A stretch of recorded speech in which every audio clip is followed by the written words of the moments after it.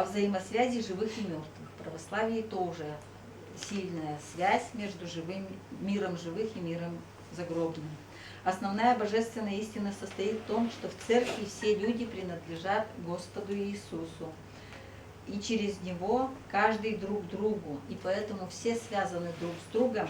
И живущие на земле, и умершие в загробном мире, все составляют единое тело церкви. Но правда, единое тело церкви, говорят те, которые крещенные, да? В котором каждый имеет свое место и участвует своей жизнью в жизни церкви. Святой человек, обретший блаженство рая, молится за тех, кто остался на земле. Однако за тех, кто попал в ад, он молиться уже не может. За них могут молиться только живущие родственники и ближние. Милостивыми молитвами и добрыми делами они могут спасти своих родных и близких. И самим должны стараться жить свято, не грешить, не противиться Богу, не хулить Его. И жить в смирении перед Богом. «Я немощный, я слабый, помоги мне». Просить Его, и Он даст то, что просит человек. Ибо сказано в Евангелии: «Просите, и дано вам будет, ищите, и найдете, стучите, и отворят вам». Другое дело, что не всегда человек знает, что ему нужно в этой жизни, что ему полезно будет для души. Поэтому иногда человек может просить то, что ему не полезно. Почему нужно молиться об умерших? Еще раз вот возвращаемся. Помимо того, что живые должны молиться об умерших. Почему? Сама душа в загробном мире уже себя не может ни изменить, ни начать новую жизнь, потому что ей там недостает тела. А тело является необходимой составляющей человеческой личности для самоопределения и деятельности. Душе не хватает земных условий и средств спасения. Другими словами, в загробной жизни покаяние невозможно, там лишь дозревает то, что было начато на земле. Поэтому душам умерших, еще раз говорю, нужны молитвы живущих родственников, чтобы облегчить и улучшить жизнь грешных своих предков в загробном мире. Ну и вот для этого православная церковь совершает в память умерших заупокойные службы, поминовения, молитвы, каноны, панихиды, святые литургии. И, конечно, это еще дальше. Вот, молитвы усопшим нужны до страшного суда, пока они находятся после частного суда. А после смерти, да, по молитвам церкви, оставшихся жить родственников и ближних, возможно изменение этой участи, я уже говорила.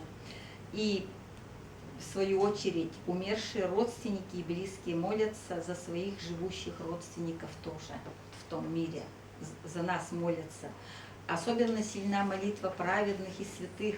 Они молятся не только за отдельных людей, но и за всех христиан, за страну и за весь мир. И мы знаем, знаем святых, к которым обращаются иногда не только христиане, православные, католические, да, святитель Николай, да, святитель Спиридон и многие, но и к таким святым обращаются с молитвами представители других конфессий тоже, почитают и мусульмане, и другие.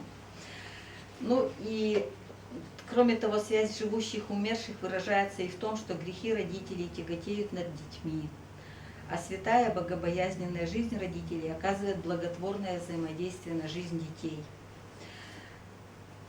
Те люди, которые живут свято, молятся, исполняют святые заповеди Господни, имеют радость в продолжении рода.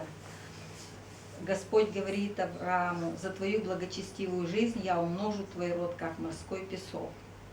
Ну и очень часто роптание бывает, что человек от рождения иногда бывает болен тяжким наследственным недугом. Или просто он был здоровый, потом начинает болеть, всю жизнь страдает, мучается. И что ждет этого страдальца в этом мире и в том?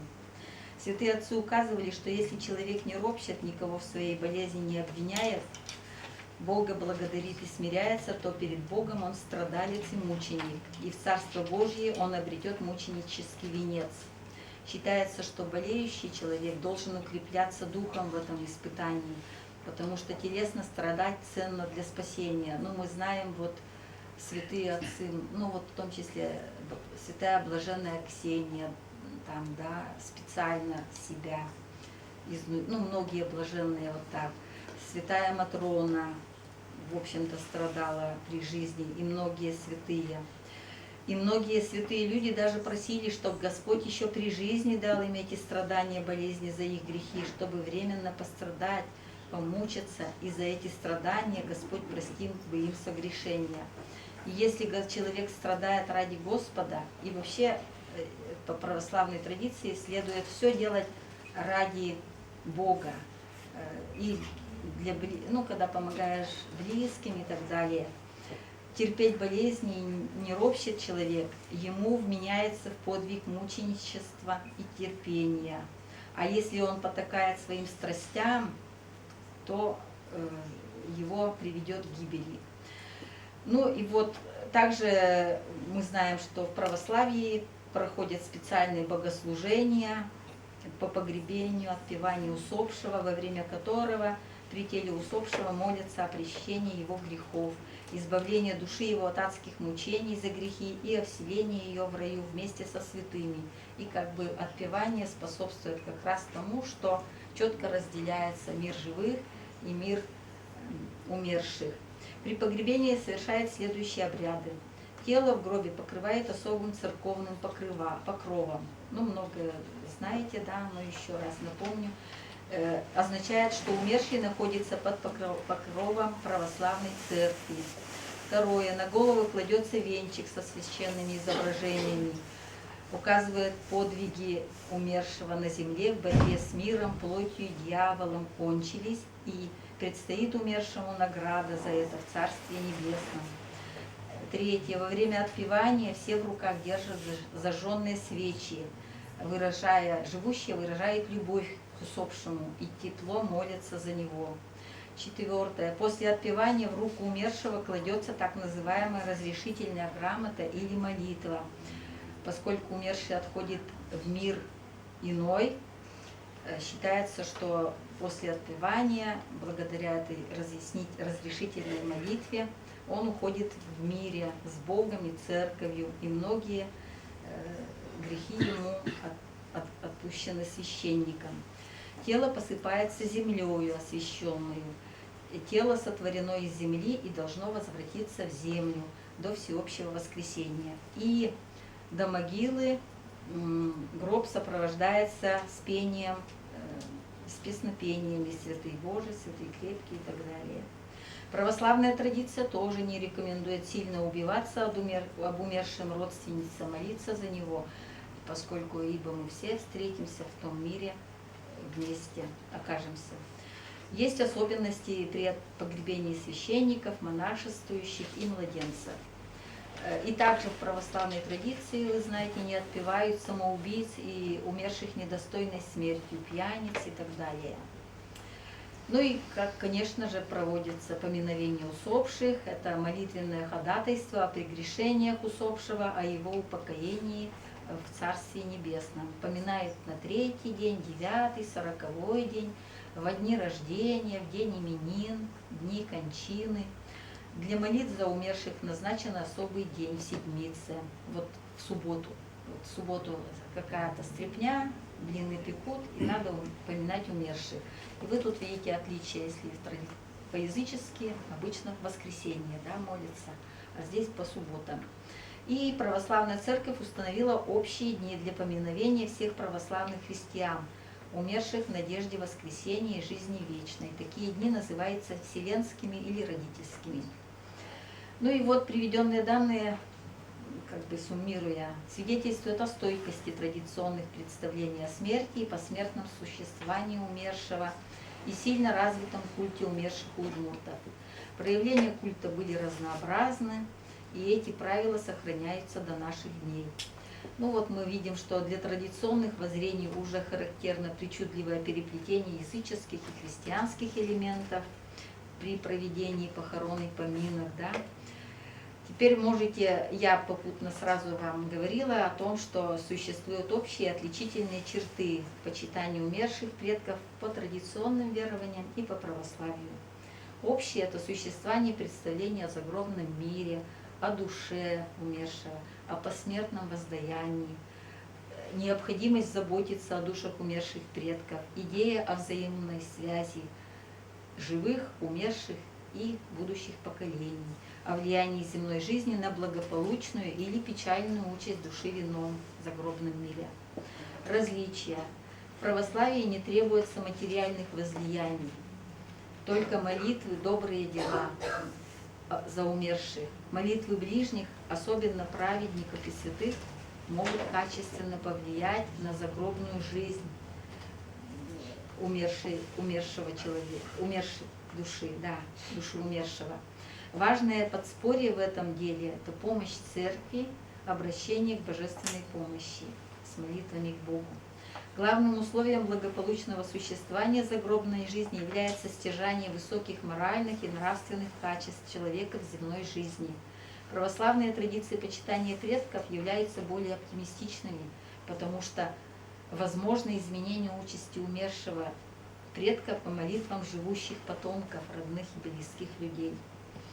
Ну и вот о трансформации культа предков и погребально-поминальных традиций удмуртов происходили под воздействием двух основных факторов – изменения социально-экономических условий жизни, существования этноса и влиянием православной идеологии. Ну и наиболее консервативная, труднее поддающаяся изменению часть обрядности связана с наделением умерших предков необходимыми вещами, продуктами, животными. Мы это вот в нашей жизни очень часто все равно практикуем. Вот. Воздействие православия и влияние русской культуры проявлялось в сфере устройства могил, погребальных конструкций, размещения умершего. В духовной сфере повлияло на эволюцию идей об устройстве загробного мира, посмертном существовании души. Наблюдались различия относительно сроков и характера проведения поминок. Но у большинства территориальных групп удмуртов языческие поминки слились с христианскими православными днями поминовения усопших, но кое-где сохраняются все-таки проведения по отдельности языческих. Где-то это немножко раньше, чем православные они проводятся. Ну и, конечно, при похоронах и поминках почти повсеместно используются христианские атрибуты, кресты, иконы, свечи, отпевание покойников. Под воздействием христианских идей наблюдается тенденция к унификации погребальной обрядности и поминальных действий. Происходит постепенное изживание множества языческих черт. Вот, и теперь благодарю за внимание.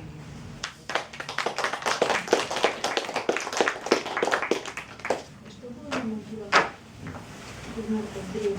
А там просто ставили столбы, видимо, садили деревья, то есть до крестов, да? Вот такие метки, вот наподобие бельгии, да, как столбики с крышкой. Может быть, еще существовали какие-то сооружения, но вот, к сожалению, они почти не сохранились. Мы знаем, например, изображения шесты с изображением птиц, которые сохранились у коми, у карел. Ну, и то, по-моему, уже по литературе только. Сейчас этого почти нет. Ну, то есть какого-то рода памятники такие.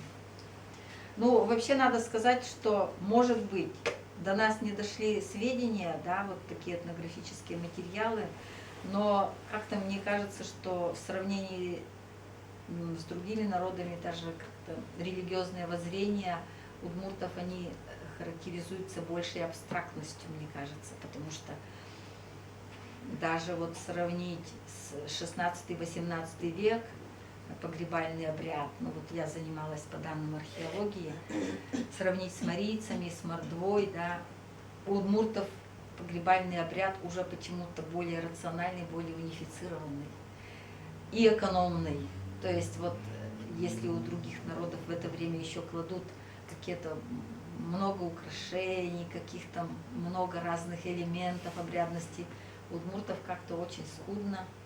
Крестик, какие-то отдельные украшения, и нет такого большого разнообразия. Но это может быть экономически связано? Да, вот экономически, потом я думаю, что Экономически, само собой, экономия. Но ведь экономия почему-то и у тех должна быть. Я думаю, тут сказывалось, может быть, то, что здесь у нас проходили, значит, тракты, да, тракт сибирский, железные дороги, и затем построили заводы, и вот более тесное взаимодействие с русскими и с православной традицией повлияло сильно. Ну, это 18 век, допустим, да, а Да. более ранний 16 16 там 17 Ну, века. 16, ну, 17 тоже довольно скромнее, чем у других народов.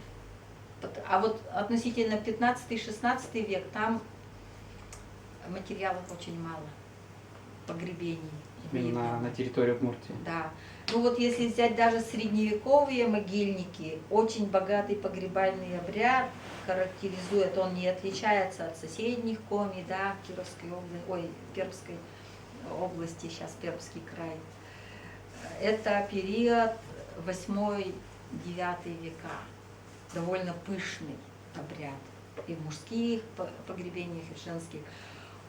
Уже с 10, 12, 13 века уже идет скромнее, намного скромнее, чем у других народов. А вот могильник у нас около набережной, насколько он богатый? Но он еще богатый, потому что он 3-5 века.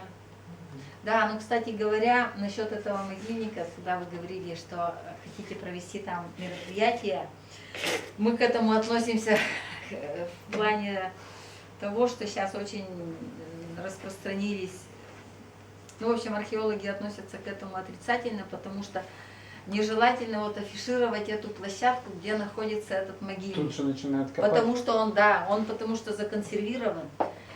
То есть скрыта одна определенная часть, другая часть до следующих, как говорится, времен, когда, может быть, способы изучения останков Ну, там будут стройка более совершенными. происходит. А? Стройка происходит. Нет? Там Где Колизей сейчас строят, стройка что ли? идет, да? Нет, Как? нет, нет. Нет, там не там. должно Мгм. стройки, пока я не Пока нет слышала. там. Вы имеете в виду стройку вот здесь, около Нет, Троицы? Возле Кулаковой, возле да. пруда. А? Возле пруда? Возле пруда, да. Ну, я думаю, я не слышала, Нет, ну, конечно. там, где могильник, там нету никакой стройки. И поэтому мы стараемся хранить в тайне это место, чтобы не пришли, не стали рыть, а там будут рыть, сами знаете, особенно в наше время. Но там ведь уже сейчас эта территория уже отдана под строительство. Ну, мы не знаем, я там не знаю точно, если бы, наверное, на том месте, где могильник, скорее всего, подняли Ну, там у бы него шум. статус же есть у него, правильно? Да, он же под охраной находится, тут бы шум подняли уже специалисты. Дело в том, что вообще, конечно, у нас город старый, можно сказать, если взять, хотя это не был тогда городом, то есть фактически 3-5 века здесь уже было 2 поселения, 2 городища, и был свой могильник, причем очень такой хороший могильник по материалу. А И- где можно ознакомиться вот с этими материалами, которые Ну, та это экспедиция раскопки вот, проводила Таисия Ивановна Останина. Можете в библиотеке. Так, там, ну, там назовите Останина, Мазунинский могильник у нее. Скорее всего, сейчас не могу сразу вспомнить. У нее есть монография. Вот возьмете монографию Останиной. Какого же она года примерно, знаете, то ли 98-го, то ли 99-го года. Также она, наверное, так и называется, мазунинская культура. Найдете даже в нашей национальной библиотеке. И да, в библиотеке музея, да и, наверное, в университете везде есть. И там можете по ссылкам найти у нее, потому что опубликован он отдельно. А есть какая-то Называется книга, «Ижевский вот, могильник». какая-то красивая книга напечатанная про это? Красивая книга. Ну нет, ну там же как бы... Ну, есть же какие-то про буклеты, древние. какие-то буклеты есть, но это надо в музее спросить. В каком? В музее нашем, музей, Национальный музей Удмуртской республики, знаете где? Нет. Ну вот наш музей находится Кузьба-Гетта? перед, да, А, имени ну, Кузибаги, это Национальный музей Удмуртской республики. Там, наверное, можно попасть в библиотеку. Ага. Я сама там давно не была, но я думаю, что есть доступ. И у них ведь выпускались буклеты, да даже пойдите в музей в конце-то концов. Познакомьтесь с Ну, материалом. просто вот этот вот кусочек, Так что из именно Ижевского вот это- могильника там должны материалы быть выставлены в Мгм. археологической, вот там та коллекция, которая вот как повествует о древних этапах истории нашего края. Ну и сложно, наверное, отнести к удмуртам. Что-что? 3-5 век, наверное, Но еще мы сложно ведь не отнести к говорим, что это удмуртам. удмурты, мы говорим о том, что это местное население финно-угорское. Почему сложно? Мы напрямую просто, видите, там существуют этапы, когда Ну, какие-то переселения были. этнос осознал себя как удмурты. То есть, Современное состояние. Мгм. ну, мы можем средневековые удмурты уже говорить, да, средневековые, а это еще раннее средневековье. Ну вот у Атаманова я читал, что там это первое, третье его- тысячелетие до нашей это эры Атаманов. еще культура, Ну, которой у Атаманова, да, тут субъективное мнение мы все-таки. верить не надо. Да, археологи в этом плане Мгм. осторожнее относятся, потому что, как вот вам объяснить, потому что постоянно происходило, ну вот, пришли, кто-то поселился, и это только удмурты, вот нельзя сказать, потому что столько тут разных групп населения, они на протяжении веков происходила передислокация, да, этих групп, да. Вот Ананинское, да, население, оно пока селилось вдоль крупных рек, там, вдоль Камы, Вятки. Потом произошла перегруппировка, там получилось, что ну, где-то вот южная часть Удмуртии вошла в зону заселения. Вообще вот основная часть Удмуртии долгое время не была заселена, здесь леса, болота были. А в основном селились вдоль крупных рек. Ну так уже кратенько тогда, чтобы вам было понятно. То есть мы даже не можем сказать точно о языке, да, этого группы населения. Мы только можем предполагать, что это финно-угорские племена. Потом это вот ананинское население на их основе, и, видимо, с какими-то включениями тоже. Вот поэтому говорить о том, вот о чистоте нации к вопросу нет такого понятия чистоты нации, потому что постоянно идет взаимодействие с другими какими-то группами. Ну, И- финно-угры, по крайней мере. Да, да, да. Потом на каком-то, то есть это вот после Ананинского, это период уже Пьяноборский, какая-то часть, значит, это юг Удмуртии, там северные районы Татарстана, да, часть даже Кировской области по реке Вятки, там отдельная группа, более малочисленная, более многочисленная, вот это юг Удмуртии. И еще более многочисленная Гледеновская, это условное название, которое на территории Верхнего Прикамья, современный Пермский край, да. Затем происходит взаимодействие между ними. По каким-то причинам это часть. И не всегда бывает легко проследить. Там получаются какие-то хронологические периоды, что нет такой четкой, что от этой группы населения, вот от этой Пьяноборской легко можем перейти к мазунинцам. Ну, вот мазунинское население, которое как раз дошло по реке Ижу, до города, современного города нашего, да, до этой территории. По каким-то причинам вот эта группа населения поднялась в лесные края, значит, что-то, либо изменение хозяйственных каких-то условий, либо вот какое-то другое население их потеснило, да, они скрылись сюда севернее. И потом происходит, вот пришло население Мазунинское, происходит какой-то буйный расцвет, это, да, как своего рода, ну, условно цивилизация назовем. И потом происходит как затухание этого. Какая-то происходит опять перегруппировка, и мы видим, что расцвет на реке Чепце, да, в бассейне Чепцы, вот уже откуда мы говорим про средневековых удмуртов. Хотя какое-то население в средневековье живет на юге Удмуртии, но его трудно уловить археологическими методами. Вот поселения мы знаем, городища знаем, но могильников нет. Вообще нет могильников. Например, в бассейне Чепцы, видимо, вот средневековое население живет как-то устойчиво, там как своего рода тоже цивилизация, которую многие читали, да, вот это чепецкое население, такой расцвет культуры, своеобразие такое. На юге это не может быть, на юге Удмуртии тоже проживало, но ни одного могильника нет. Там Первый могильник что-то в 15 веке один всего известный в Алнашском районе. Нет могильников, но есть они там южнее немножко. Что там было? Население было, но, видимо, какой-то был обряд захоронения другой. Либо это население было более подвижным из-за того, что... А мы всегда знаем, со времен Бронзового века на юге, вот степи, лесостепи, это такой коридор, получается, знаете как, широкий коридор, по которому постоянно разные группы кочевников двигались. Чаще всего на запад, но были случаи, когда какие-то группы двигались и на восток тоже, и они более активные, более агрессивные, и поэтому, может быть, из-за этого эти южное население на юге Удмуртии жило небольшими группами и постоянно места дислокации своего меняло, и жили небольшими группами. И пока вот это тоже проблема, которую мы можем только предполагать.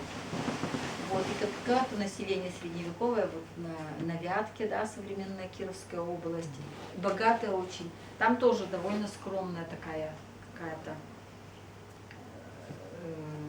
Там есть какие-то группы, ну, то есть поскромнее материалы, чем на Чепце.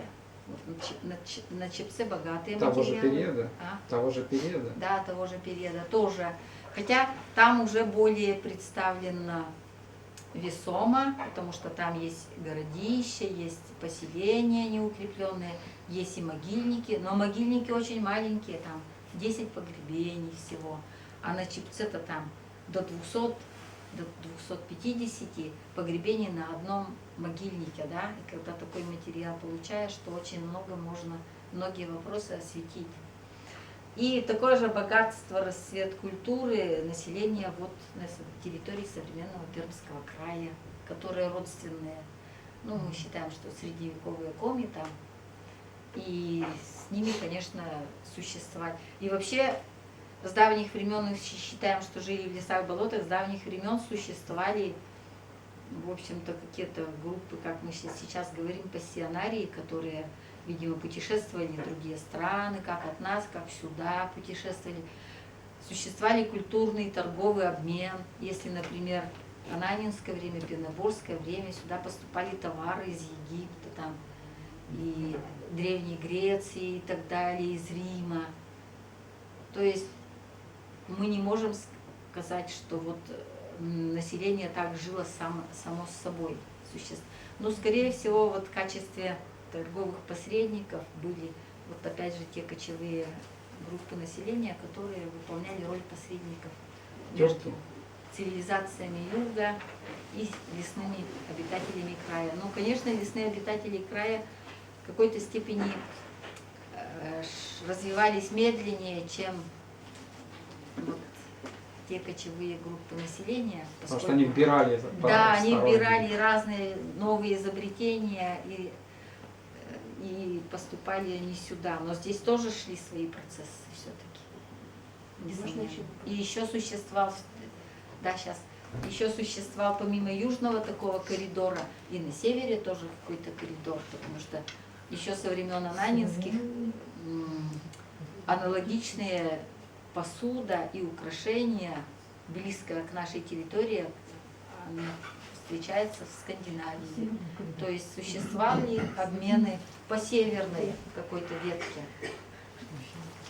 Так, пожалуйста. Скажите, а насколько вообще необходимо проводить вот такие, ну, как бы обряды, поминания предков, которые были, ну, там, в 3, 4, 5 веке вообще? Вот, Так ну, никто говорит, не призывает, что... Нет. По идее, как бы, мы являемся все равно, ну, наследниками, носителями, да, территории. То есть эти предки могут нам помогать, ну, как бы, веруя в эту концепцию, да. Насколько это Проводится в деревнях. в деревнях проводится? Совершенно проводится, я бы сейчас понимаю, когда говорили про Многие. язычников и про христиан, Да. я понимаю, что наш обряд, он гораздо более языческий до сих пор. Ну, Сохранил. да. Понимаете, Мы это выносим все. гости также. Да. Есть у нас У вас где? куркулян, В каком? дебесах. Да, Дебесов, Всё конечно. это есть. Да.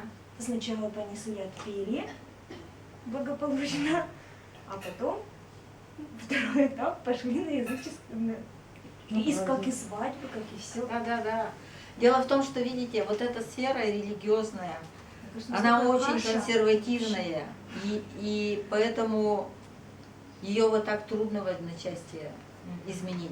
Ведь сколько писали в 19 веке, священники боролись, там еще, вот даже с теми молениями на святилищах языческих, да, и тем не менее вот это все просто прорастает до наших дней. И к тому же еще нужно учитывать, что, как сказать, вот такой тоже чистоты-то нигде нет, вот, что понятие чистый обряд. А были ли такие люди, вот, которые являлись хранителями этих обрядов? Конечно, Или это да, в каждой семье? конечно. Да? Ну, раньше целая группа же существовала. Ну, в общем, несколько групп хранителей традиций, можно сказать. Ну, вот считается часто хранителями традиций женщины, такая группа, потому что она связана с домашними семейными обрядами, с ребенком, с выполнением с одеждой, вот национальная одежда. Почему мужская одежда, она быстрее разрушается, быстрее подвергается унификации, потому что мужчина более активный, он уезжает в города, на заработки уезжал, служил в армии и так далее. Поэтому он поневоле становится, ну, такой более интернациональный. А женщина, она дома, и она являлась хранителем традиции. Потом в сельской местности хранителями традиции выступала целая группа стариков или хозяев таких, ну, в общем, существовало же в языческое время множество священных мест, да, там, молений, и Великая Куала, и Лут, еще существовали общеплеменные моления, территориальные моления, вот те же места, да, Куркуяны, те же места Бильгы. Рощи. Рощи святые. Священные рощи Лут. И у каждого святилища был свой хранитель. Причем хранитель мог быть главный, жрец Великой Куали, помощники у него, это считайте уж человек 5, да. В священной роще Лут тоже свой хранитель и так далее. И эти люди, они были уважаемые в деревне люди, то есть кого-то неуважаемого не поставят хранителем святилища, голос которых был весомый. Эти люди чаще всего были зажиточные, из хороших хозяйств. И они составляли, представьте, в каждой деревне большую группу людей. Они решали многие вопросы, они являлись хранителями традиций, вот как совершать моления, потому что большинство святилищ находились в ведении мужчин. Вот, в прежнее время, скорее всего, и были женские моления, ну, это тоже вот у северных удмуртов, слободских какие-то отголоски сохранились, но это все уже тоже разрушено. А у Коми, например, ну вот это у слободских удмуртов на молении Инмала, почему-то там такое как-то, и там женщины более активные, и жрецами были женщины, вот это сохранились предания. А интересно, что вот у Коми, у них уже проводят богородичные обряды, ну, посвященные Параскеве Пятнице, а это уже, Параскева Пятница, это уже божество-то и вроде и христианское, но и с языческими. И там командуют женщины, богородичные праздники, молятся они совершают крестный ход, они идут там в роднике, купаются и так далее, и иногда даже мужчины тут и не участвуют. Буквально еще в наши дни все это возрожденное. Ой, я Понятно. ответила на вас. Ну, тут много можно говорить, видите, я иной раз... Можно реплику Да. относительно вот взаимодействия? Да. Вот священники православные, вот я участвую в похоронах, Да. так сказать, всегда предупреждают, а иногда прямо борются с тем, чтобы не клали в гроб Еду. нет, А, не еде, вещи. Эту иконку нельзя. Ага. Ну вот там слова какие, здесь нельзя, а все стараются иконку положить, там чуть ли не очки там любимые, чуть ли челюсть там любимую, значит, вот до такого. Ну как он без челюсти-то там будет, да, шамкать, да? Вот до такого. И вот священники православные борются с этим сейчас. Да, вот это все языческие, потому Да. что надо было, вот курил человек, да, Да. обязательно табак ему, кисет ему, трубка, вот это 17 нет, 18 века. Дурное это правило привез Петр I. То есть это четко в могильниках удмуртских фиксируется, что никакого табака ни в помине не было, появляется уже в 18 веке, со времен Петрова. А еще хотела, еще чуть-чуть подождите, вот насчет причудливого переплетения, вот даже по святилищам, вот той же в Розеичак, да, например, до середины 20 века существовали священная роща Лут, Великая Куала, куча разных святилищ, а в селе уже давно построен храм православный. И уже на некоторых святилищах, кроме Луда, по-моему, уже молятся с православными иконами, сами уже купили жрецы, языческие жрецы, глядя на православных, тоже купили иконы, молятся с иконами на святилище Булда, на святилище, значит, Великой Куале, хранят, потом забирают у себя дома, хранят. То есть это иконы не из церкви. И идет борьба, значит, часть ходит в храм, а часть ходит на языческие, иногда, наверное, и туда ходят, про запас, Летом скорее всего. 2010 года, когда была жара, в деревне Таймуба, Шалнарский район, там у них есть своя такая часовня доморощенная, какой-то старый дом они переделали, молятся, вокруг помолились, и все дружно пошли, у них есть такое место, Тыловыч, пошли молиться на Тыловыч после часовни, причем шли с зонтами, шли молиться о Таймубаша, дожде, да? и шли с зонтами. Ага. И когда они возвращались, шел дождь. То есть они из часовни пошли туда, будучи уверены, что вот они туда пойдут, и это Дождь точно прекратится. поможет. Нет, что дождь пойдет, засуха. А, будет. засуха, да. Ага, Но и они пошла- молились, и пошел там, и дождь. там о дожде. Дождались, Так нет? что неизвестно, кто дал. А Ну. скажите, вот деление вот Сейчас по очереди. Два вопроса. Мгм. Правда ли, что Варшут наследуется по матери?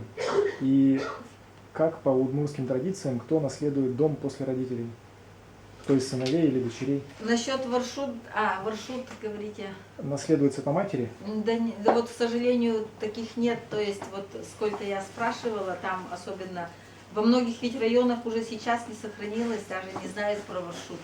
Вот, Ну вот, особенно в Удмуртии. старые времена. Завятских удмуртов, вот, в Варшуде. Ну, скорее всего, по отцу все-таки. Ну вот, Я опять, вот читал, что- извините, что про Атаманова опять, но у него написано, что первоначально это имя женского, Родоначальница. родоначальницы, Да. да, то есть женщины. Ну, в общем, это он тоже ссылается на некоторых исследователей конца XIX века, Мгм. вот, о том, что вот культ Варшуда пошел от прародительницы, да, и название тоже. В принципе, я, как вам сказать, вот к этим вопросам тоже отношусь осторожно.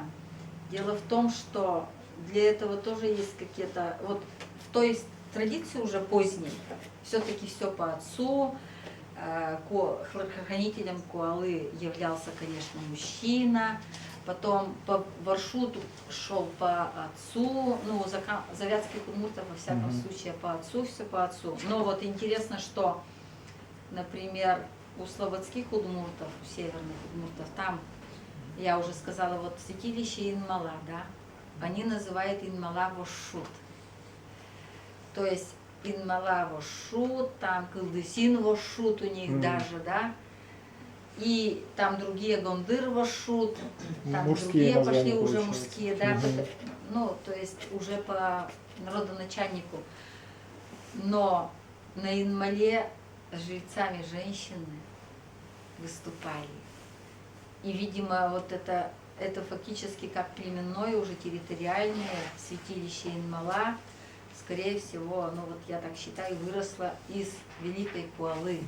То есть это было когда-то Великая Куала небольшой группы людей, но затем оно трансформируется в племенное святилище. И мне кажется, что вот это святилище, оно несет какие-то женские черты. Ну, вот такое у меня субъективное мнение. Тоже я там побывала, вот я была на мужских святилищах, да, там Лут, там мужские, прямо вот оно. А это женское святилище, тут почитается береза. Вот там мужские деревья, дуб, сосна, там ель, а здесь береза. И вот то, что жрецами женщины служили, вот он какой-то имеет женские черты. Ну, то поэтому Понятно. Просто если бы... просто материалов Да. очень мало. И поэтому Атаманова где-то какие-то другие люди критикуют, да, за это, Мгм. считают, ну, где-то это высмеивается, но мне кажется, просто у нас мало материалов, поэтому скорее Если бы всего, Варшут наследовался по матери, то было бы противоречие такое, что в семейной куале каждое поколение нужно было новый Варшут ставить. так. Потому что Не совсем так, дом, это довольно сложно. дом Это уходил Дело в том, что смотрите, дом уходит сыну. Мгм. Сын женится. Женится на представительнице другого Варшуда. Получается, у них дети по матери. Дом был за одним Варшудом, на следующее поколение за другим. А в Куале, получается, Варшуд предыдущий. Ну, А если по отцу наследование Варшуда, то проблемы нет. А, да, по-моему, проблемы нет, но мы ведь не знаем, каково было устройство брака-то в прежнее время, да, да, там мне же кажется, средневековье. мужское это уже позднее, то есть... Это уже все, мы имеем Мгм. дело с патриархальным обществом. И то еще у удмуртов очень много вот сохранилось архаичных. Вот даже относительно божества Кылдысин, да, которое как будто уже как мужское божество, а скорее всего оно прежде когда-то было женским божеством. Вот. Да. Оно трансформировалось. Даже у многих народов вот, в верованиях происходит трансформация женского божества в мужское, потому что это, конечно, не сразу происходит резко, в связи с тем, что усиливается патриархальность общества, и вот женские божества, женские моления уходят на второй план. Еще маленький вопрос. Да. Можно, что первично, название реки Вятка или название племенной группы Ватка? Но обычно считается первично название Гидроним, название реки первично. В общем, у атаманов все не так.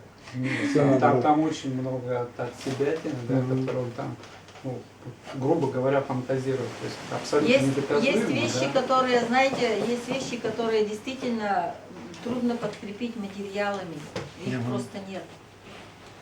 Но вот традиционно в науке принято в топонимии, что гидронимы древнее, вот, гидронимы древнее, Там еще топонима, с точки зрения микротопонима, название деревень. лингвистики из Вятка удмуртская Ватка получается, Да. а из Ватка Вятка никак не Нет, получается. конечно. Во-первых, Ватка и это условное деление, на самом деле, на калмез Мгм. и Ватка это условное деление, которое, допустим, самим калмезом, ну, то есть, как бы это все относительно. Нет такого, что вот один называли себя Ватка, да, и все. То есть, по-моему, такого Ну нет вот, вообще например, деления. Да, вот это же мудор, да, термин, он ведь как сакральный центр родовой территории, он иногда привязывался, и может быть давно, в прежнее время больше привязывался к реке. Вот Ватка мудор был, да, Мгм. потому что жили около реки Вятки, и у них был центр родовой территории. Вот. Ну, а тоже такой целый комплекс, это представление о мудоре. Потом они переселились, у них появился, переселились, например, на Калмез, да, у них появился, я пример уже говорю, Калмез Мудор. Однако они помолились тут, и потом иногда возвращались на старое место, молились и Ватка Мудору еще. И потом, если еще какая-то группа селилась на какую-то мелкую речушку, Нылга там, да, Нылга Мудор у них был, вот они поминали и того, но правда потом на каком-то этапе все-таки забрасывали старое это место моления. Точно так же и про Великую Куалу, например, вот Куала, скажем, предположим, вот какой-то Гондыр, да, у него Великая Куала. Иногда Великую Куалу, Гондыр Куала могли называть по имени основателя этой Куалы, по имени жреца, который там совершал моление. И например, тут отделился у него сын, там несколько сыновей отделилось. Не каждый сын основывал свою куалу. Ходили в отцовскую. Получается, уже куала разрослась, она не просто пока она еще не великая куала, а просто малая, да, куала. Потом она уже становится святилищем большой патронимии, да, а потом даже уже более крупного коллектива. Некоторые сыновья основывают свою форму, да, и дальше разрастается. Точно так же и священная роща Лут. Там, например, вот, например, у купмарских удмуртов там деревня Старая Уча, как центр, да, когда поселились. От нее уже там новая Уча такая, сякая. Да, и у них был вот Лут, не Штерек, что-то у меня, Эсэмбай Лут, да.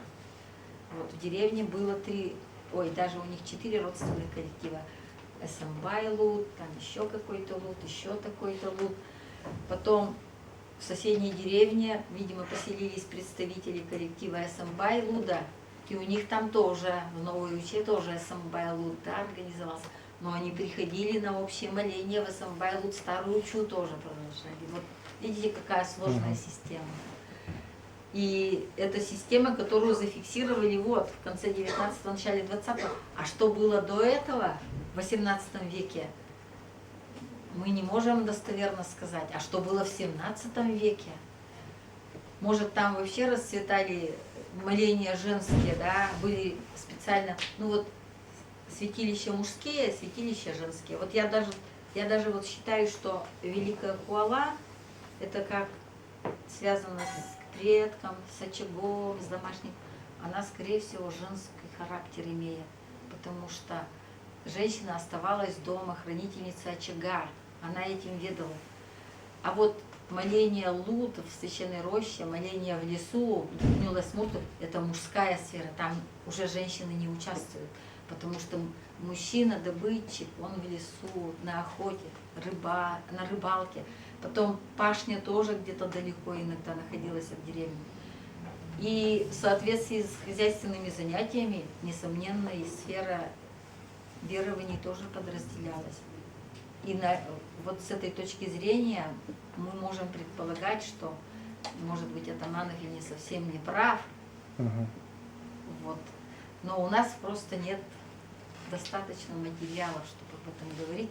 Тем более на каком-то этапе вот эта идея матриархата активно пропагандировалась, потом на каком-то этапе ее стали резко критиковать, что ой, такого не было, быть не может и так далее. А в принципе логично, что могло быть прежде. Разделение сферы, как сказать, сферы деятельности, хозяйственной сферы поневоле влечет разделение где-то в духовной тоже.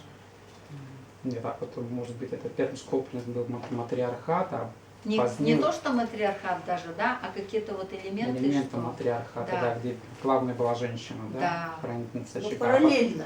Нет, как бы а равенство потом уже такое. позднее, когда, например, случилось соприкосновение с теми же булгарами, да, где, видимо, был патриархальный, да, Да. там уже пошло наслоение именно в виде патриархального потому что каждое влияния. общество независимо проводит, даже вот, как говорят, мы говорим очень много сходного вот в погребальном обряде, это вещи какого-то общетипологического свойства. Это не то, что кто-то у кого-то перенял, потому что люди тысячелетиями на своем опыте, вот недаром же установлены дни поминовения Ну на вот с третий чувашами день. у нас практически примерно Да, одинаково. конечно, на 7-й день, на 40-й день, на годины. Это не случайно, потому что это этапы трансформации души, видимо.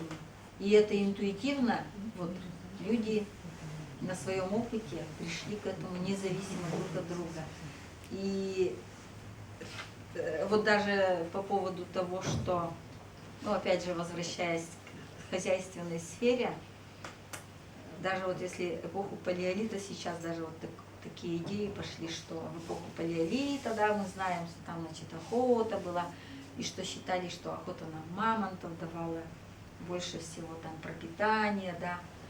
А сейчас даже склоняется к тому, что нет, почему роль велика женщины была, что охотники-то, рыболовы, это все было так трудно, что они там ходили, рыбачили, охотились, а женщины обеспечивали основную массу продуктов пропитания за счет собирательства каких-то вот таких вещей. И поэтому ее роль была велика.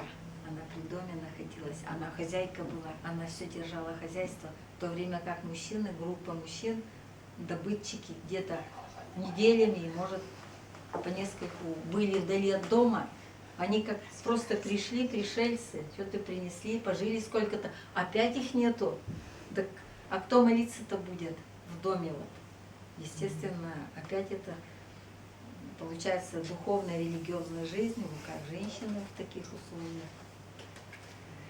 Ну, ладно, это мы уже очень далеко. А, ну вот, и... Кельтских тоже там же, вот, ну, Ну и у кельтских Ливийское, вот это все, Да, Кельтское это тоже, женщинами. богиня озера, этот самый Да. Аквалон, или как он там, любимый мой, вот. А потом задавили их, тут же наставили этот самый христианский храм, а это Да. было святилище, тоже не на простых местах ставили, а на Да. святых местах. Да-да, и потом ведь традиция, вот святое место, Да. было языческое место моления. Этого Тут же самого сбросят, пришли, идола, поставили, церковь. да. Тогда же эти великие святыни наши в Иерусалиме и так далее, поначалу это было языческое святилище, потом там, то есть идет развитие. И так же, как в Мекке камень, Да. на том месте было языческое святилище поначалу. Также и многие наши места, там, где храмы поставлены, там, где часовни православные поставлены, не просто на пустом месте. А вот вопрос параллельный. Сейчас ведется генетические исследования вот этих археологических останков. Там. Ну, должны бы вестись. Но, к сожалению, у нас вот мы тогда большое количество вскрыли, исследовали могильников 16-18, ну, большинство относятся, они датируются 17-18 веков, да, и очень огромная масса материала обработал антрополог из Москвы, Галина Викторовна Рыкушина, вот я лично с ней работала, но, к сожалению, она вот эти материалы вообще не опубликовала никак. Она дала нам только пол, возраст и так далее, а должна была вот дать там, потому что большие материалы у нас были, там много лет мы копали, и тем более еще и университетские материалы у других, соседних коллег. Вот это все осталось необработанным, и сейчас вот есть молодой антрополог, который с наших мест в Петербурге, Иван, так, не перевозчик, Иван Перевозчиков, Он крайнеологические исследования? Да. И мы даже его посылали, чтобы... Ну вот я читал его женщина последнюю уже работу его 2014 года, да. Перевозчика ведь, да? Наверное, что-то потом. Да. Вот. Он заинтересован в этих материалах, и та дама-то, она уже больна, ей много лет, но почему-то она не соглашается вот в соавторстве хотя бы вот ее обработанные материалы в соавторстве опубликовать. Ну вот он, А кстати, он говорит, молодой. что вот по этим хронологическим вот исследованиям, да, Да. которые вот остаткам, которые там, Да. остатки виднокарии не соответствуют среднеудмуртскому черепу. Ну, видите, с тех времен сколько прошло? Среднеудмуртский череп какого времени? 19 века или 20 века? 20 век, вот А там современного. Виднокар какой век? 10 веков назад. 11 Какие веков. группы населения тут приходили? Кто тут участвовал? Это Трудно на сказать. тему удмуртского вот именно Виднокара, да, то есть Да. говорить, что это исключительно удмуртские, то есть абсолютно неверно. Дело в том, что даже поздние удмуртские могильники, которые мы изучали 17-18 века, очень сильно между собой различаются. Они точно удмуртские. 17-18 уже деревня рядом, уже уменьшает название. Где-то вот в Ярском районе очень крупные черепа, крупное население. Еловский, что ли, он могильник сказал. Там еще Чабыровский. Не сравнить вот тут Якшурский под городом Ижевском. Очень низкорослое население. Разные группы населения. Ну, однако он говорит, что среднеудмуртскому соответствуют те захоронения, которые обнаружены при Казани. Но это надо в масштабах больших смотреть, потому что, знаете, вот эти признаки тоже очень сильно играют. Ну, например, Ой, Но ведь массив захоронений, который здесь хранится, я так понимаю, достаточно обширный. так он ведь уже разрушен, то есть его обработали, и все кости скелета снова захоронили. А данные пока в каком виде они хранятся, неизвестно. И может ли уже теперь новый другой исследователь вот эти данные прочесть, замеры все, которые сделал один человек. Это тоже все очень индивидуально. Почему-то вот она не допускает к этим замерам своим его. А как если бы делали группы, это не принадлежит группе, что это? Ну как мы-то ведь как археологи, то есть мы как археологи, мы провели раскопки, мы исследовали, а она как антрополог это все исследовала. У нее Материальная свои часть. параметры, я ведь в антропологии не понимаю, почему мы и пригласили специалиста, это целая наука отдельная. Тем более там еще между, как так же вот как в случае с Атамановым, да, например, и еще каким-нибудь исследователем на одну проблему могут быть точки зрения сильно различаться, а у антропологов тем более у каждого тоже своя методика, и там тоже идет прогресс какой-то, скажем. Там, например, в свое время прогрессом считалось то, что, например, лет 50 назад, да, она освоила, вот работала по этой методике, а сейчас молодой человек, уже сколько лет прошло, ну вот мы проводили тогда исследования сейчас, ну вот в 80-х годах большинство, да, вот она делала замеры. Сейчас уже прошло 25 лет, за это время наука-то шагнула вперед. И те параметры, которые она брала, их может быть недостаточно теперь для сравнения. И всегда эта проблема стоит. Можно последний вопрос? Да, пожалуйста. Вот про ситуацию про самоубийство у мертвых, что я вот возьмусь и повешусь там на воротах у своего врага. Вот это как бы, это обряд какой-то, да, или он именно место? Ну да, это такие, да, видимо, Сухая такие беда. случаи были, потому что вот уже, видимо, может быть, под влиянием православия все-таки это стало осуждаться, и потому что по языческим-то, видимо, не считалось этим большой проблемой, поскольку считается, что просто в другой, в иной мир перешел, да, и нет. Все проблемы сбросили. Да, все проблемы сбросил, ушел в иной мир. Может быть, поэтому не считалось это таким большим зазорным. Но я не думаю, что это имело массовый характер тоже, потому что исследователи, ну то есть живущие, не живущие здесь, а просто приехавшие, в первую очередь кидаются на какие-то явления такие экстраординарные. О, и начинается вот, ну, например, что-то типа мултанское дело, сильно раскручено, да, потому что, человеческие жертвоприношения, там еще что-то. Или, например, может один случай из 1000, один случай из 100, а поскольку о нем ярко написано, остается впечатление, что, какие, значит,